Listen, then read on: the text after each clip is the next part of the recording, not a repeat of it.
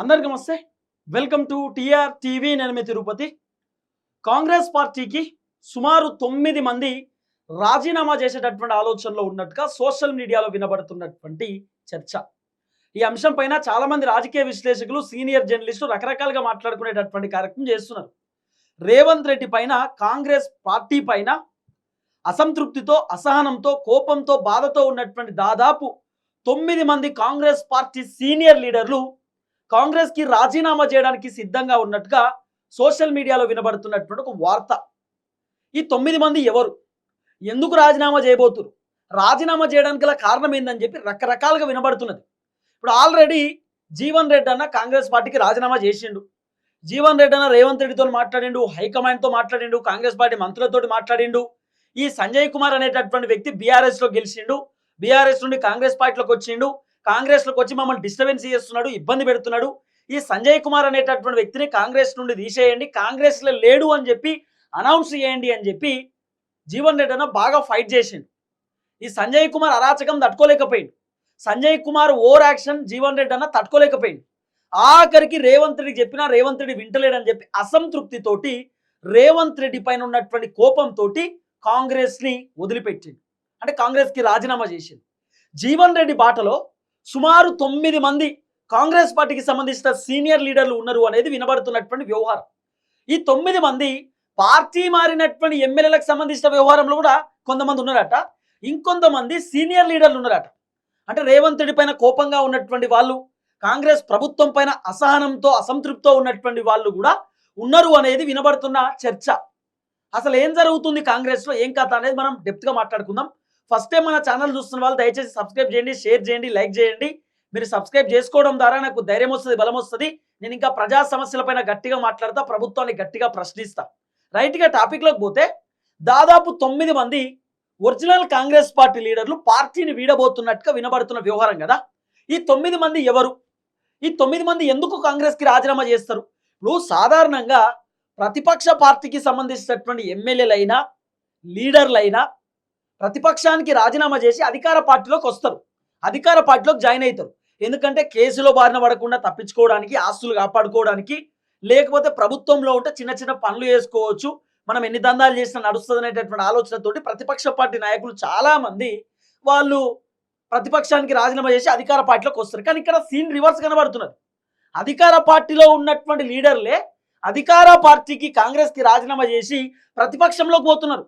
ఇప్పుడు జీవన్ రెడ్డి అన్న రేపో మాపో 13వ తారీఖు అంటున్నారు, 13వ తారీఖు బీఆర్ఎస్ పార్టీలో పోతున్నట.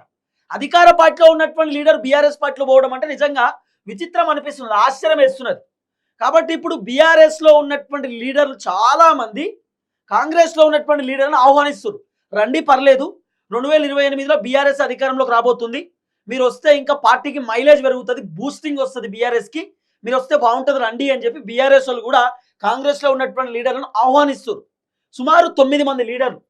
ఈ 9 మంది ఎవరు, ఎందుకు కాంగ్రెస్కి రాజీనామా చేయడానికి రెడీగా ఉన్నారు, ఇన్డెప్త్గా మనం మాట్లాడుకునేటటువంటి కార్యక్రమం చేస్తే, ఇప్పుడు దాదాపు పార్టీ మారినటువంటి ఎమ్మెల్యేలు, బీఆర్ఎస్ నుండి కాంగ్రెస్ పార్టీలోకి వచ్చినటువంటి ఎమ్మెల్యేలు 9 మంది. ఇప్పుడు ఎట్లుంటుందంటే కథ, ఎందుకు 9 మంది పార్టీ మారదామనే ఆలోచనలో ఉన్నారు, ఎందుకు రేవంత్ రెడ్డి పైన కోపంగా ఉన్నారు అంటే, ఫర్ ఎగ్జాంపుల్ మీకు చెప్తా. ఇప్పుడు ఎగ్జాంపుల్, నేను మా ఉదయ్ ఉన్నాం. ఇప్పుడు మా ఉదయ్ అనేటటువంటి వ్యక్తి, ఈయన బీఆర్ఎస్కి సంబంధించినటువంటి వ్యక్తి. ఇక తిరుపతి అనేటటువంటి వ్యక్తి కాంగ్రెస్కి సంబంధించినటువంటి వ్యక్తి. అయితే ఈ ఉదయ్ ఏం చేసిండు, బీఆర్ఎస్ పార్టీలో ఎమ్మెల్యేగా గెలిచిండు. ఈ ఉదయ్ కాంగ్రెస్ పార్టీలోకి జాయిన్ అయ్యాడు. గెలిచిందేమో బీఆర్ఎస్ పార్టీలో, వచ్చిందేమో కాంగ్రెస్ పార్టీలో. కాంగ్రెస్ గవర్నమెంట్ ఉన్నది, అంటే కాంగ్రెస్ పార్టీ అధికారంలో ఉన్నది. అధికార పార్టీలోకి ఉదయ్ అనేటటువంటి వ్యక్తి వచ్చిండు. 2023 ఎన్నికలలో ఉదయ్ అనేటటువంటి వ్యక్తి బీఆర్ఎస్లోకి వెళ్ళి పోటీ చేసి గెలిచిండు. తిరుపతి అనేటోడు కాంగ్రెస్ నుండి పోటీ చేసి ఓడిపోయాడు. ఇప్పుడు ఉదయ్ ఏం చేసిండు, బీఆర్ఎస్ పార్టీకి వెళ్ళి కాంగ్రెస్లోకి వస్తే కాంగ్రెస్ పార్టీ నుండి ఇప్పుడు ఇద్దరు అయ్యారు. ఆల్రెడీ నేను కాంగ్రెస్ పార్టీకి వెళ్ళి ఓడిపోయి నా పని నేను చేసుకుంటున్నా, గెలిచినటువంటి బీఆర్ఎస్లో గెలిచినటువంటి ఉదయ్ ఏమో మళ్ళీ కాంగ్రెస్లోకి వచ్చిండు. అంటే ఇప్పుడు ఇద్దరు, ఉదయ్ కాంగ్రెస్లో ఉన్నాడు, నేను కాంగ్రెస్లోనే ఉన్నా. ఇప్పుడు నా బాధ ఏంది, 2028 ఎన్నికలలో ఉదయ్కి టికెట్ ఇస్తారా, నాకు టికెట్ ఇస్తారా ఎమ్మెల్యేగా పోటీ చేయడానికి కాంగ్రెస్ నుండి, ఇది నా బాధ. ఇప్పుడు ఇంకోటి ఏంటి, ఉదయ్ అనేటోడు బీఆర్ఎస్ నుండి కాంగ్రెస్ పార్టీలోకి వచ్చిండు. కాంగ్రెస్ అధికారంలో ఉన్నటువంటి పార్టీ. ఇదే ఉదయ్ గనక బీఆర్ఎస్ పార్టీలో ఉండడానికి ప్రతిపక్ష పార్టీ, అధికార పార్టీ నాది కాబట్టి నా హవానే నడుస్తుంది. నేను ఎట్లా చెప్తా అట్లా పోలీసులు వింటారు, నేను ఎట్లా చెప్తా అట్లా అధికారులు కూడా వింటారు. మరి ఉదయ్ ఎట్లా చెప్తా అట్లా వినరు. ఆయన ఎమ్మెల్యే అయినా కూడా ఒక డమ్మీ లెక్క. అధికార పార్టీ ఎవరిదైతే ఉంటుందో వాళ్ళదే హవా ఎక్కువ ఉంటుంది. ఇప్పుడు ఉదయ్ అనేటోడు బీఆర్ఎస్లోకి వెళ్ళి కాంగ్రెస్లోకి వచ్చేసరికి నాదేం పని చేయదు, ఇక మొత్తం ఉదయదే పని చేస్తుంది. ఎందుకంటే ఎమ్మెల్యే మళ్ళీ అధికార పార్టీలోకి వచ్చింది. సో ఇప్పుడు ఎవరెవరైతే 2023 ఎన్నికలలో కాంగ్రెస్ పార్టీ నుండి పోటీ చేసి ఓడిపోయినటువంటి ఒరిజినల్ కాంగ్రెస్ లీడర్లు ఉన్నారో వాళ్ళు ఈ పార్టీ మారినటువంటి ఎమ్మెల్యేల వల్ల సఫర్ అవుతారు. 2028 ఎన్నికలలో పార్టీ మారినోడికి టికెట్ ఇస్తారా, నాకు టికెట్ ఇస్తారా అనేది ఒరిజినల్ కాంగ్రెస్ పార్టీ లీడర్ల వర్షన్. ఇప్పుడు దాదాపు 9 మంది ఎమ్మెల్యేలు బీఆర్ఎస్లోకి వెళ్ళి కాంగ్రెస్లోకి వచ్చారు. మరి అక్కడ కాంగ్రెస్ నుండి ఉన్నటువంటి వ్యక్తి పరిస్థితి ఏంది? అక్కడ original Congress party leader, original Congress party cadre పరిస్థితి ఏంది? ఆ లీడర్లు ఇప్పుడు నెత్తి పట్టుకున్నారు. అరే బీఆర్ఎస్ వాడేమో వచ్చి కాంగ్రెస్లో పడ్డాడు, మరి నేను కాంగ్రెస్లోకి వెళ్ళి పోటీ చేసి ఓడిపోయినా మరి మళ్ళీ నాకు టికెట్ వస్తుందా రాదా? రేవంత్ రెడ్డి ఎందుకు తీసుకున్నాడు వీళ్ళను? అసలు వీళ్ళు ఏంది, వీళ్ళ ఎంకరేజ్మెంట్ ఎందుకు చేస్తున్నారు, వీళ్ళ పెత్తనం ఏందని చెప్పి చాలా మంది లీడర్లు సఫర్ అవుతున్నారు. పార్టీ మారినటువంటి ఎమ్మెల్యేల వల్ల ఒరిజినల్ కాంగ్రెస్ పార్టీ లీడర్లు డిప్రెషన్ గురవుతున్నారు. ఒరిజినల్ కాంగ్రెస్ పార్టీ లీడర్లు ఇబ్బంది పడుతున్నారు. ఇప్పుడు ఈ పార్టీ మారిన ఎమ్మెల్యేలు కాంగ్రెస్లోకి వచ్చి కాంగ్రెస్ పార్టీని డ్యామేజ్ చేస్తున్నారు, కాంగ్రెస్ క్యాడర్ని డ్యామేజ్ చేస్తున్నారు. అక్కడ ఉన్నటువంటి కాంగ్రెస్ పార్టీ సీనియర్ లీడర్ని ఇబ్బంది పెడుతున్నారు, ఆయన పైన అక్రమ కేసులు పెట్టిస్తారు, రకరకాల ఇబ్బంది పెడుతున్నారు. ఏమనంటే ప్రోటోకాల్, నేను ఎమ్మెల్యే అని, నువ్వు ఓడిపోయినటువంటి లీడర్వి, నీకేంది నాకేంది అని చెప్పి రకరకాల పంచాయతీలు పెడుతున్నారు పార్టీ మారినటువంటి ఎమ్మెల్యేలు. కాబట్టి రేవంత్ రెడ్డి ఈ 9 మంది ఎమ్మెల్యేలను తీసుకున్నాడు. రేవంత్ రెడ్డి 9 మంది ఎమ్మెల్యేలను కాంగ్రెస్లో కనువ కప్పిండు. కాబట్టి రేవంత్ రెడ్డి పైన దాదాపు 9 మంది ఒరిజినల్ కాంగ్రెస్ పార్టీ లీడర్లు కోపంతో ఉన్నారట. ఇక మేము జీవన్ రెడ్డి లెక్కన మేము కూడా రాజీనామా చేస్తాం. జీవన్ రెడ్డి సంజయ్ కుమార్ అనేటటువంటి వ్యక్తి అరాచకం భరించలేక తట్టుకోలేక ఆయన రాజీనామా చేసిండు కాంగ్రెస్కి. ఈ 9 మంది ఎమ్మెల్యేలు మా నియోజకవర్గంలో బీఆర్ఎస్ నుండి గెలిచి కాంగ్రెస్లోకి వచ్చారు, నా పార్టీని డ్యామేజ్ చేస్తున్నారు, నేను కాంగ్రెస్లో ఉండలేను, ఇక ఆయనకే టికెట్ ఇవ్వండి, ఆయనతోటే పని చేయించుకొని నాకు సంబంధం లేదని చెప్పి ఒరిజినల్ కాంగ్రెస్ పార్టీ లీడర్లు రాజీనామాకు రెడీ అవుతున్నారట.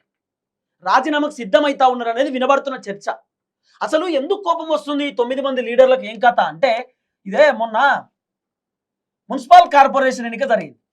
మున్సిపల్ కార్పొరేషన్ ఎన్నికలలో ఒక్కొక్క దగ్గర 60 వార్డులు ఉంటే పార్టీ మారినటువంటి ఎమ్మెల్యే ఉన్నాడు కదా, బీఆర్ఎస్ నుండి కాంగ్రెస్లోకి వచ్చినటువంటి ఎమ్మెల్యేలు ఉన్నారు కదా, పార్టీ జపాంగ్ బ్యాచ్, పార్టీ మారినోనికి ఏమో 40 వార్డులు ఇచ్చిరట, ఒరిజినల్ కాంగ్రెస్ పార్టీ లీడర్కి 20 వార్డులు ఇచ్చిరట. అంటే పార్టీ మారినటువంటి ఎమ్మెల్యేలకు రేవంత్ రెడ్డి ఎక్కువ ప్రియారిటీ ఇస్తున్నాడు. మేము ఒరిజినల్ కాంగ్రెస్ పార్టీ లీడర్లం, ఎస్ నియోజకవర్గాలలో మేము ఓడిపోయినాం, కానీ ప్రభుత్వాన్ని అధికారంలోకి తీసుకొచ్చినాం కాంగ్రెస్ని. అలాంటి మమ్మల్ని రేవంత్ రెడ్డి చిన్న చూపు చూస్తాడా? రేవంత్ రెడ్డి మాకు పదవులు ఇయ్యాడు, రేవంత్ రెడ్డి మమ్మల్ని కలవడు, దగ్గరికి రానియాడు. పార్టీ మారిన ఎమ్మెల్యేల ఓవర్ యాక్షన్ ఎక్కువైపోయింది, ఇక మేము ఉండలేం, మా వల్ల కాదు. ఇప్పుడు దీంట్లో ఒక లాజిక్ ఉంది, మీకు ఆ లాజిక్ కూడా చెప్తా. ఈ 9 మంది లీడర్లు కూడా మళ్ళీ బీఆర్ఎస్కే పోతారు. ఆ లాజిక్ ఏందో కూడా ఈ వీడియోలో నేను చాలా క్లియర్గా చెప్తా. ఏం తెలుసా, ఇప్పుడు 9 మంది ఎమ్మెల్యేలు అబ్బా, ఈ 9 మంది ఎమ్మెల్యేలు బీఆర్ఎస్ పార్టీలోకి వెళ్ళి కాంగ్రెస్ పార్టీలోకి వచ్చారు. వీళ్ళు గెలిచిందేమో బీఆర్ఎస్ పార్టీలోనే, కానీ వచ్చింది కాంగ్రెస్ పార్టీలో.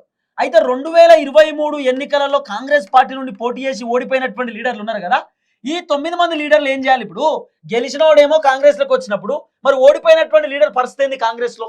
ఆయన కూడా కాంగ్రెస్ పార్టీ క్యాడరే కదా, మరి ఆయన పరిస్థితి ఏంటంటే ఏం జరగబోతుంది తెలుసా? ఇప్పుడు బీఆర్ఎస్ ఎమ్మెల్యేలు కాంగ్రెస్లోకి వస్తే బీఆర్ఎస్ పార్టీ ఖాళీ కదా, క్వశ్చన్ మార్క్ కదా. ఇప్పుడు బీఆర్ఎస్ పార్టీ నుండి పోటీ చేయడానికి ఎవరు లేరు, బీఆర్ఎస్ పార్టీ నుండి ఖాళీ కదా. అప్పుడు ఈ 9 మంది కాంగ్రెస్ పార్టీ లీడర్లు బీఆర్ఎస్లోకి వచ్చారు అనుకో, వీళ్ళు బీఆర్ఎస్ వాళ్ళు కాంగ్రెస్, బీఆర్ఎస్ వాడు కాంగ్రెస్లో పోతాడు, కాంగ్రెస్ వాడు బీఆర్ఎస్లోకి వస్తాడు. అప్పుడు కాంగ్రెస్ పైన అసంతృప్తితో ఉన్నటువంటి వాళ్ళందరూ బీఆర్ఎస్ వాళ్ళ దగ్గరికి వస్తారు. ఈ బీఆర్ఎస్ నుండి కాంగ్రెస్లో పోయినటువంటి ఎమ్మెల్యే పైన అసంతృప్తిలో ఉన్నటువంటి వాళ్ళందరూ కూడా బీఆర్ఎస్ దిక్కి అవుతారు. అప్పుడు బీఆర్ఎస్ పార్టీ బలం పెరుగుతుంది. కాబట్టి పార్టీ మారినటువంటి 9 మంది ఎమ్మెల్యేలు ఎవరైతే ఉన్నారో వాళ్ళ నియోజకవర్గాలలో రాబోతున్న 2028 ఎన్నికలలో పక్కా రాసి పెట్టుకొని లెటర్ మీద సంతకం పెట్టిస్తా, 1000% ఆడ బీఆర్ఎస్ఏ గెలుస్తుంది. బీఆర్ఎస్కి వెళ్ళి కాంగ్రెస్లోకి పోయినటువంటి ఎమ్మెల్యేలు ఎవరెవరైతే ఉన్నారో పార్టీ మారినటువంటి ఎమ్మెల్యేల నియోజకవర్గాలలో మళ్ళీ బీఆర్ఎస్ఏ గెలుస్తుంది. ఎట్లా గెలుస్తుంది? మళ్ళీ వాళ్ళకేం టికెట్ ఇయ్యారు కేసీఆర్. ఇప్పుడు పార్టీ మారినటువంటి ఎమ్మెల్యేలు కేసీఆర్ ఏం టికెట్ ఇయ్యాడు, దగ్గర కూడా రానియాడు కేసీఆర్. ఒకసారి గేట్ క్లోజ్ చేసినంటే నో ఎంట్రీ బోర్డు పెట్టిండు ఆల్రెడీ, కాబట్టి మళ్ళీ వాళ్ళు రారు. కానీ కాంగ్రెస్ పైన అసంతృప్తితో ఉన్నటువంటి లీడర్లు బీఆర్ఎస్ పార్టీలోకి వస్తే వాళ్ళకి టికెట్ ఇస్తారు. ఇప్పుడు జగిత్యాల సంజయ్ కుమార్ ఉన్నాడు, ఆయన ఏం చేసిండు, బీఆర్ఎస్ నుండి కాంగ్రెస్లో పోయిండు. జగిత్యాల జీవన్ రెడ్డి అన్న మొన్న కాంగ్రెస్కి రాజీనామా చేసిండు. జీవన్ రెడ్డి అన్న బీఆర్ఎస్లోకి పోతే 2028 ఎన్నికలలో జీవన్ రెడ్డి అన్నకి ఎమ్మెల్యే టికెట్ ఇస్తారు. జీవన్ రెడ్డి అయినా పక్కా గెలుస్తాడు. ఇట్లా 9 మంది ఎమ్మెల్యేలు ఎవరైతే కాంగ్రెస్ పార్టీ ఒరిజినల్ లీడర్లు ఉన్నారో వాళ్ళు మళ్ళీ బీఆర్ఎస్లోకి వస్తే, అంటే పోయినోళ్ళు కాదు, కాంగ్రెస్లో ఉన్నటువంటి లీడర్లు బీఆర్ఎస్లోకి వస్తే బీఆర్ఎస్ పార్టీ టికెట్ ఇస్తే వాళ్ళు గెలుస్తారు. అంటే ఈ విధమైన వ్యవహారం ఉంది. ఎందుకంటే పార్టీ మారిన ఎమ్మెల్యేలను ఎవరు పట్టించుకుంటలేరు. వాళ్ళని జంపింగ్ జపాంగ్ బ్యాచ్ అంటారు. జనాలను మోసం చేసిరు, జనాలను ఇబ్బంది పెట్టిరని చెప్పి మాట్లాడుతురు. ఇప్పుడు ఇంకో ట్విస్ట్ చెప్తా. పార్టీ మారినటువంటి ఎమ్మెల్యేల నియోజకవర్గాలు మాత్రమే కాదు, రేవంత్ రెడ్డి పైన కోపంతో ఉన్నటువంటి సీనియర్ లీడర్లు కూడా రాజీనామాకు సిద్ధమవుతున్నారు. ఆ సీనియర్ లీడర్లు ఎవరు అనేది మనం చెప్పలేము, ఎందుకంటే మస్తు మంది ఉన్నారు. రేవంత్ రెడ్డి కాంగ్రెస్ పార్టీ ఒరిజినల్ లీడర్లకు, సీనియర్ లీడర్లకు ఎక్కడ కూడా పదవులు ఇస్తలేడు. రేవంత్ రెడ్డి కంటే ఎక్స్పీరియన్స్ ఉన్నటువంటి లీడర్లకు పదవులు ఇస్తలేడు. ఇప్పుడు మధు యాస్కి గౌడ్ అని ఉన్నాడు, ఎంత సీనియర్ లీడర్ ఆయన, ఎంత కీలకమైనటువంటి వ్యక్తి. కాంగ్రెస్ అధికారంలోకి రావడానికి వన్ ఆఫ్ ద రీజన్ ఆయన కూడా. మధు యాస్కి అన్నకి ఎక్కడ కూడా పదవి లేదు, జగారెడ్డి గారికి లేదు, విహెచ్కి లేదు, చిన్నారెడ్డి గారికి ఏం పదవి ఇచ్చారు. ఇట్లా మాట్లాడుకుంటూ పోతే కాంగ్రెస్లో ఉన్నటువంటి సీనియర్ లీడర్లకు ఏం పదవులు వచ్చినాయి, గజలకాంత మనకి ఏం పదవులు ఇచ్చారు, ఆయన బలంగా మాట్లాడే వ్యక్తి ఏమొచ్చినాయి పదవులు. మరి ఇవన్నీ మాట్లాడాలి కదా. రాజగోపాల్ రెడ్డి వల్ల చామల కిరణ్ కుమార్ రెడ్డి ఎంపీగా గెలిచిండు భువనగిరి నుండి. రాజగోపాల్ రెడ్డి సార్కి ఏం పదవి ఇచ్చారు, ఏం పదవి ఇచ్చారు. బీర్లాయిలకి ఏం పదవి ఇచ్చారు, ఎమ్మెల్యే పదవి గట్టిగా ఉంది కానీ ఏమి ఇచ్చారు, మంత్రివర్గంలో చోటు ఇచ్చారా. బీర్లాయిలే కీలకమైనటువంటి వ్యక్తి. బీర్లాయిలే కూడా కాంగ్రెస్ అధికారంలోకి రావడానికి గట్టిగా కష్టపడ్డాడు. మీరు ఏం చేసిరు, తీన్మార్ మల్లన్నను సస్పెండ్ చేసిరు. ఆయన ప్రచారం చేసి అందరిని గెలిపించుకుంటూ వస్తే మల్లన్నను సస్పెండ్ చేసిరు. మీరు ఏం చేసిరు కాంగ్రెస్. ఇట్లా కాంగ్రెస్ పార్టీ పైన అసంతృప్తితో ఉన్నటువంటి లీడర్లు చాలా మంది రాజీనామాకు రెడీ అవుతున్నారు. ఒకటేమో పార్టీ మారిన ఎమ్మెల్యేలకు సంబంధించిన నియోజకవర్గాల్లో ఉన్న కాంగ్రెస్ పార్టీ లీడర్లు రాజీనామాకు సిద్ధమయ్యారు.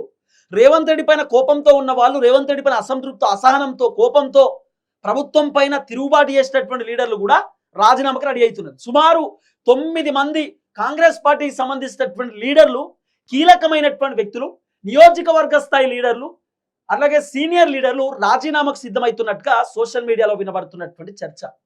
చూద్దాం ఏం జరగబోతుందో. దయచేసి వీడియో అందరికి షేర్ చేయండి. అందరికీ నమస్తే, థ్యాంక్ యూ సో మచ్. జై తెలంగాణ.